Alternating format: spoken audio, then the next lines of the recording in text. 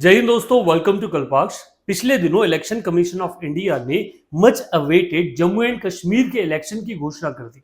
हरियाणा के साथ होने वाला ये इलेक्शन 370 जो धारा थी उसके हटने के बाद पहली बार जम्मू एंड कश्मीर में होने वाला विधानसभा इलेक्शन। जब 370 को हटाया गया तो विधान जम्मू एंड कश्मीर है उसका प्रारूप पूर्ण रूप से बदल दिया गया, जिसका 3 अंग थे, जम्मू कश्मीर और लेह और लद्दाख। लेह और लद्दाख को एक अलग से यूनियन टेरिटरी बना दिया गया और जम्मू एंड कश्मीर को यूनियन टेरिटरी के साथ ही असेंबली का पावर दिया, जो दिल्ली और पुडुचेरी के पास में ऑलरेडी है। अभी दिल्ली और पुडुचेरी या पांडिचेरी के आधार पर ही आपका जम्मू एंड कश्मीर में जो इलेक्शन है वो इलेक्शन होने वाला है। पर जम्मू एंड कश्मीर की स्थिति काफी अलग है बाकी जगहों से लेकर। इस मुद्दे को लेकर कई बार अलग अलग ओपिनियन है जो वो जारी किए जाते हैं, क्योंकि नए इलेक्शन के घोषणा से पहले जम्मू एंड कश्मीर में स्टेट रीऑर्गेनाइजेशन या फिर उस पूरे के पूरी जो बाउंड्री है उसको वापस से रिड्रॉ किया गया। वहां की जो सीट्स है, कॉन्स्टिट्यूएंसीज है, उन कॉन्स्टिट्यूएंसी को रिड्रॉ किया गया। पहले जब वहां 83 कॉन्स्टिट्यूएंसीज हुआ करती थी, अब उसको बढ़ा दिया गया और उसका जो तरीका मीन्स उसका जो डिवीजन है उस डिवीजन को भी पॉपुलेशन के आधार पर जो है वो चेंज किया गया। अब ये जो इलेक्शन की घोषणा की तो उसमें कहा कि इलेक्शन जो है 2 फेज में होने वाले हैं। पहला फेज 18 सितंबर को, दूसरा फेज 25 सितंबर को होगा और तीसरा फेज जो होगा 1 अक्टूबर को होगा और इसकी जो काउंटिंग है वो 4 अक्टूबर को की जाएगी हरियाणा के रिजल्ट के साथ।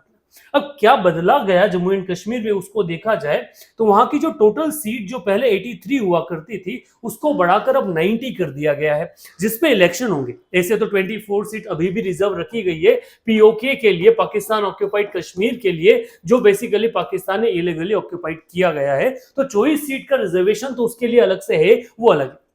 अब किसके ऊपर इलेक्शन होने वाले हैं तो इलेक्शन होने वाले हैं टोटल 90 सीट्स पे। अब इस 90 सीट का जो क्लासिफिकेशन किया गया उस आधार पे किया गया कि जम्मू को 43 सीट्स मिली गई और कश्मीर जो है उसको 47 सीट्स जो है वो मिलने वाला है। इसके साथ ही एक रिजर्वेशन जो पहले नहीं दिया जाता था, रिजर्वेशन का कॉन्सेप्ट जो है वो भी जम्मू एंड कश्मीर में इंट्रोड्यूस किया गया।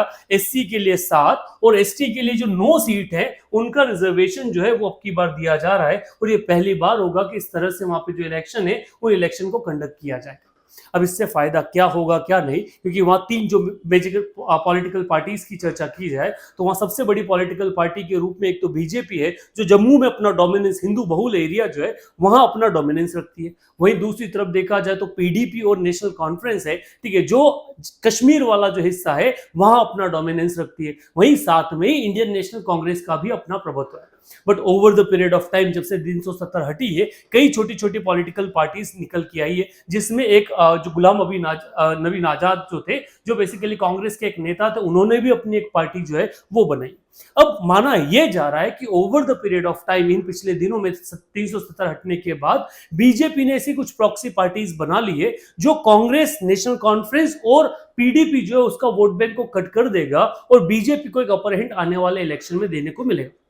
अब देखना तो ये है कि रियलिटी में इसका कोई रिजल्ट मिलता है या नहीं, या बीजेपी के लिए जो 370 का जो दाव है वो वास्तविकता में उतना ही रिमार्केबल मिलता है या नहीं, वो तो इलेक्शन रिजल्ट के बाद ही पता चल पाएगा। और जम्मू एंड कश्मीर में क्या बदला, बीजेपी के एक्शन के सपोर्ट मिला या नहीं, ये भी क्या मिलेगा, ये भी 4 अक्टूबर को पता चलेगा। बट तब तक आप अपना ओपिनियन जरूर रखिएगा कि ये जो पर्सपेक्टिव या जो चेंज किया गया है इससे आपको क्या उम्मीद है कि क्या बदलाव हो सकता है।